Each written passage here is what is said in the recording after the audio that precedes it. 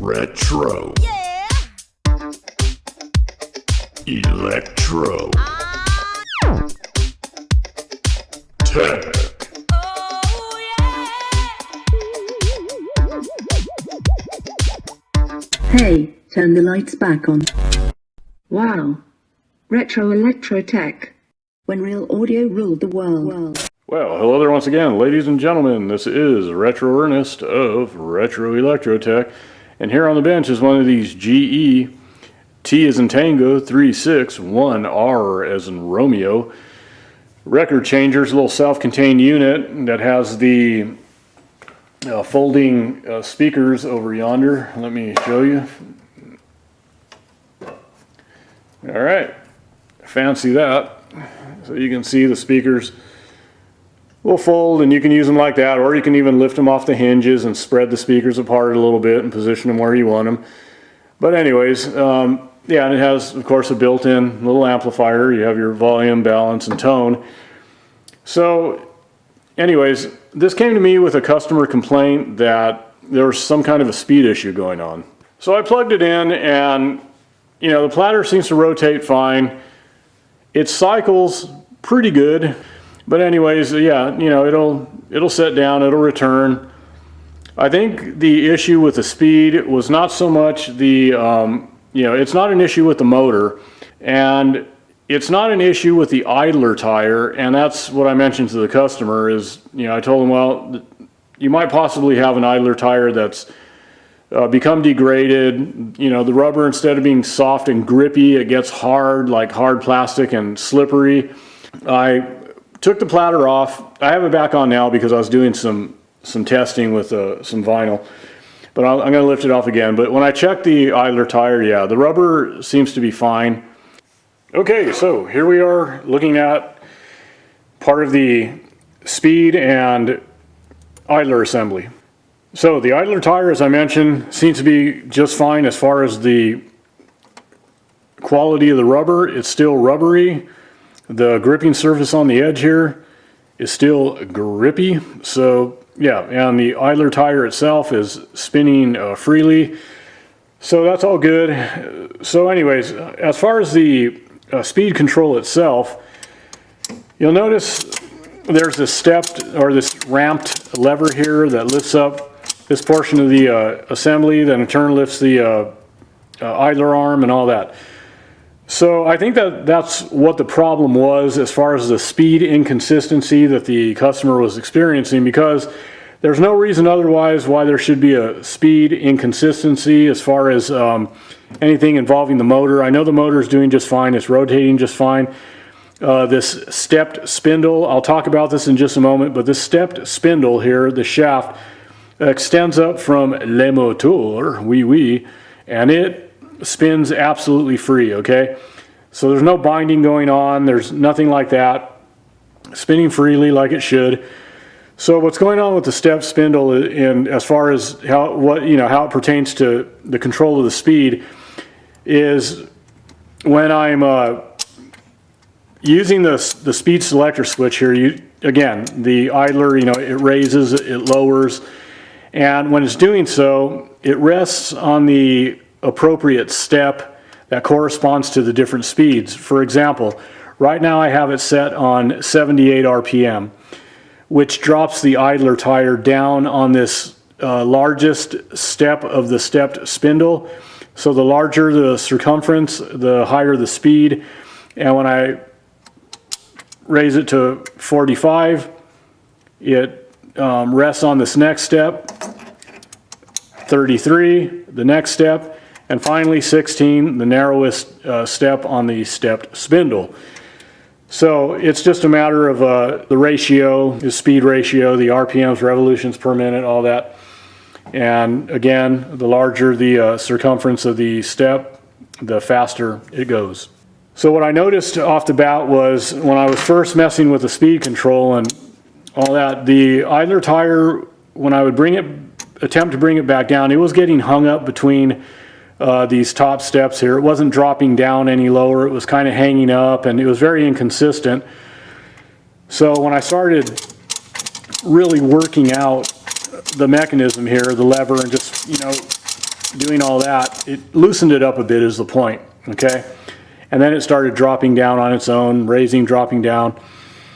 So, yeah, that's what I think was going on mainly, because like I said, otherwise there shouldn't be a reason. The idler tire is fine. It doesn't seem to be worn to the point where it's, you know, not making good contact with, you know, the inner rim of the platter here, and in turn rotating the platter. Now, if it was badly worn, it might have some trouble there and would, you know, slip, or if the idler tire, like I said earlier, got too hard, like hard plastic, and in turn, when it does that, it gets slick around the edge here. It starts slipping.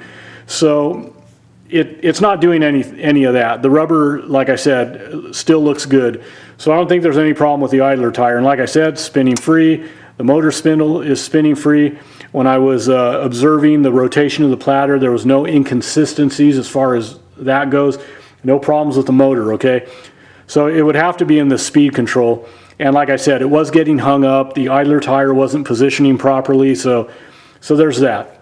So really what it comes down to is it's pretty common in these areas here for things to get kind of boogered up with old degraded greases.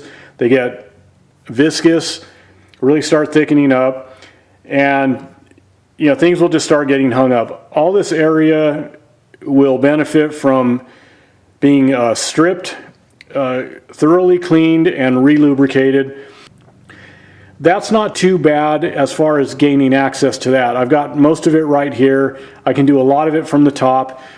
Yeah, I'm still going to have to pull out the chassis, of course, because I do need to get to the underside. I want to clean some of the control levers and all that, and clean along their ranges of travel, their contact points, you know, their metal-to-metal contact points and all that. I want to get things cleaned up, re-greased and all that, so everything is moving nice and slick. Now, in just a little bit, I'm gonna lift the chassis out and take a look at the underside. But the reason I'm not going to get deep into that, because first of all, everything appears to be cycling okay. All right, let me get this platter going. So we're at 33 right now. I've been through the speeds on this. They're pretty consistent, or actually very consistent. There's no funny business going on. So anyways, yeah, the motor's doing what it's supposed to be doing. It's rotating the platter via the idler tire and all that. So everything's good there. So let me go ahead and start the cycling process of the tone arm, because I want to demonstrate that. So here we go.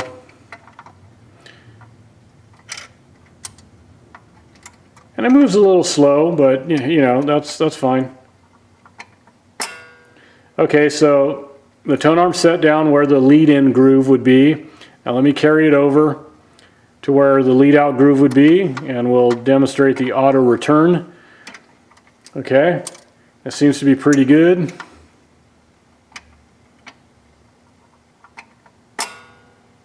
All right, now let me go ahead and do the shutdown cycle there, or off cycle.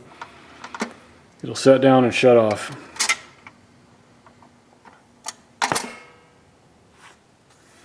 All right, so the auto cycling aspect of things is working.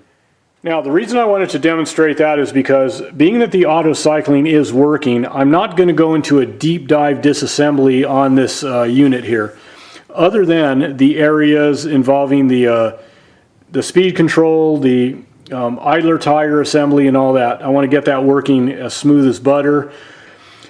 And the reason I don't want to go any further than that with the main mechanism is because, yeah, I'm just taking this off just to take it off. No big deal, because I'm going to have to do that anyways. I'm going to be lifting the chassis out and all that in just a moment here. But the reason I don't want to go any deeper is because in the other video that I did sometime back when I was working on an identical unit, I mentioned that these are very, very hard nuts to crack as far as the mechanism is concerned. Now, I'm sure it's not all that difficult for people that were assembling these day in and day out, day in, day out at the factory. because again, they did them all the time. They had their assembly line set up. They probably had all their jigs all set up to expedite things and all that. And if you do it enough, even on some of the difficult mechanisms, you know all the ins and outs. So probably, I'm sure if I worked on them day in and day out, and that was my thing, I'd be used to them. But regardless, though, I can tell you right now, it's still a tough mechanism. It's not for the faint of heart. So what I'm going to have to do next is lift the chassis out from this plinth here. There's a plastic plug on the side I need to pop out so that I can get to the bottom side of the transit screw, so I can flick that clip vertically. And then once I lift it up from here, bring up this corner, I can reach under there and grab that other clip on the other transit screw over in that back corner and do that as well. So anyways, let me get this chassis out of here and I'll see what there is to see. Okay guys, so here we are looking at the mechanism. And the main plate of this mechanism, yeah, there's some slides in here, our hold on, let me get repositioned here. Yeah, we have our trip slide here. We have a lot of little springs going on. Here's these tabs that I said, there's a few of them that are bent. There's one in the back here, but there's a lot of little posts and things. When you're lining this back up, when it comes time to reassemble things, yeah, it's kind of a pain because you have, let me reposition this. I have this chassis on a stand here. So anyways, yeah, there's a lot going on under here, especially when you get under the mechanism. You got levers up under here. You have your main cam. You have the subplate assembly here and some slide action going on. You have a lot going on as far as springs and levers and so forth involved with the tone arm base and so forth. So yeah, and you can see you might be able to see it's really, really, really dirty, a lot of fuzz and all that. But the problem is, and then you have to loosen some fasteners from the top side, and you have to lift everything just so, you have to reposition everything just so and get all the posts lined up, all the tabs lined up. All the levers have to be in their proper position on the underside, and while you're putting this back on, if things slip out of place, then it's not good. And like I said, it's not that I can't do it. I did it before, successfully that is, and I just had to work through it pretty methodically, and and it was time consuming. And during the time, I remember when I was putting it back together, there were some of the levers that were slipping out of place, so I had to pull it off again, reposition things, and it was just not fun. That's why I wouldn't do this unless I absolutely had to. But the good news is, I suppose, is that probably if you take a good look under here, you can see the complexity of things under here. I could definitely get in there with some longer swabs and all that. First, I'm going to vacuum things out. Then I'm going to blow some compressed air to get out the rest of the fuzz and the crap. Get everything cleaned up good. And then I'm going to go in there with some swabs and solvent, clean everything nice. Reapply the greases. I can see where the greases, the old greases are located, not a problem there. And in fact, the greases really they don't feel all that bad. They're not real sticky. They're still fairly slick, so that's good. But anyways, I'm still going to clean up some of these greases down here, some of the old lubricant, reapply some precision like sewing machine oil in a few spots that warrant that type of lubricant on some of the pivot points and all that. And on some of the bigger areas and slides in the main cam, I'll be using some white lithium grease getting in there. So despite the fact that I'm not going to pull this whole mechanism apart like I did last time, I'll still do a pretty good job considering that I'm hitting everything from the surface and reaching under here with swabs and applicators and all that. I'll do a pretty good job. I can see that I have pretty decent access, all things considered. And also considering that, again, the mechanism, the auto cycling for the most part is working pretty darn good.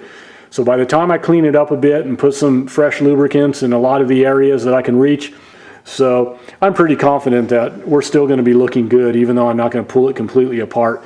My main focus is on the top side, like I said. And not only that, let me switch positions again. Okay, so here's the other side of the mechanism. I just spun it around.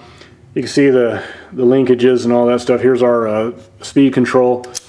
So, like I said, because there's access to the motor as well, I'm going to go ahead and pull this apart. I'm going to clean and relubricate everything, you know, get the bearings all squared away, the bottom bearing, top bearing, all that relubricated, and just get the whole motor assembly all cleaned up. And like I said, the assembly that is involved in the control of the idler arm and, you know, the whole operation of the idler tire and all that, and the speed control. You can see down here, once I get this cleaned up, I'm going to smear some grease in here. Stuff like that, okay? So this whole area and the idler assembly and all that, as I pointed out earlier, are going to get thorough servicing, the motor included, because I can access it. And this mechanism here, I'm going to do the best I can, like as I pointed out just a moment ago, which actually will turn out to be pretty good. I can tell that I'll still be able to do a decent job. So there's that. So I'm just trying to get through this fast. I'm going to follow up with a part 2 and then some final testing and go from there. Otherwise, I am going to end this video here, get with the customer, let him know what he's going to be up against, because this was primarily an evaluation, obviously. So let him know what he's up against, cost-wise as well. And if he gives me the green light on it, then hey, I will be making a part 2, and I'll go into a little bit more detail of, you know, cleaning things up and, you know, what I'm greasing and all that stuff and oiling and all that jazz, and then again the final testing. So I'm just going to end it here, guys, and as I always say, peace, love, music, and the vintage audio that brings it to your ears. Till next time, y'all take care. This has been a Spinning Head production.